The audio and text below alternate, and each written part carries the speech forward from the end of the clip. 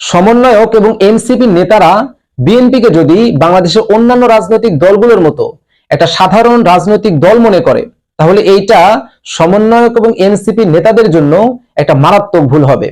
কেননা বাংলাদেশের অন্যান্য রাজনৈতিক দলগুলোর সাথে বিএনপির একটা বিশাল পার্থক্য রয়েছে বা রাত দিনের একটা তফাৎ রয়েছে। কেননা যেইখানে বাংলাদেশের অন্যান্য রাজনৈতিক দলগুলো ত্যাগী নেতা বা দেশপ্রেমিক নেতা খুঁজে পায় না, সেইখানে বিএনপি ত্যাগী নেতা জন্ম দেয়, দেশপ্রেমিক নেতা জন্ম দেয়।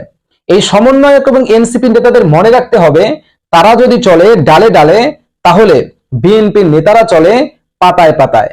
এই সমন্বয়ক এবং এনসিপি নেতারা নির্বাচন দেওয়ার ব্যাপার নিয়ে যেভাবে জল ঘোলা করছে, যেভাবে তারা বিএনপিকে নিয়ে তামাশা করছে, যেভাবে তারা বিএনপি নেতাকর্মীদের বিরুদ্ধে লেগেছে, তাদের বিরুদ্ধে অপপ্রচার চালাচ্ছে, এটা কিন্তু কোনোভাবেই বরদাস্ত করা হবে না, কোনোভাবেই মেনে নেওয়া হবে না।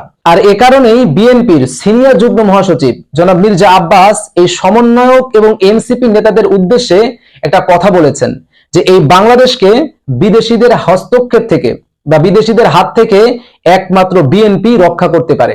চিন্তা করতে পেরেছেন এই কথার ওজন কতটুকু বা এটা কতটা মূল্যবান একটা কথা।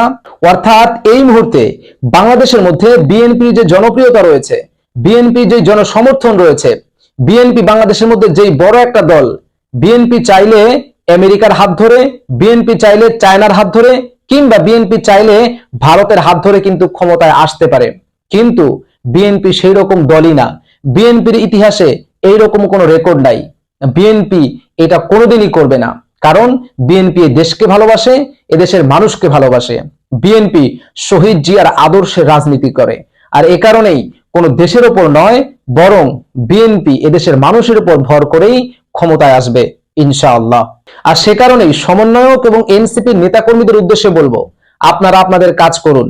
আপনারা যদি জনগণের জন্য ভালো কিছু করেন, তাহলে অবশ্যই জনগণ আপনাদেরকে ভোট দিবে, অবশ্যই জনগণ আপনাদেরকে সমর্থন করবে। আপনারা বিএনপির পিছনে লাগবেন না, বিএনপিকে নিয়ে খারাপ মন্তব্য করবেন না।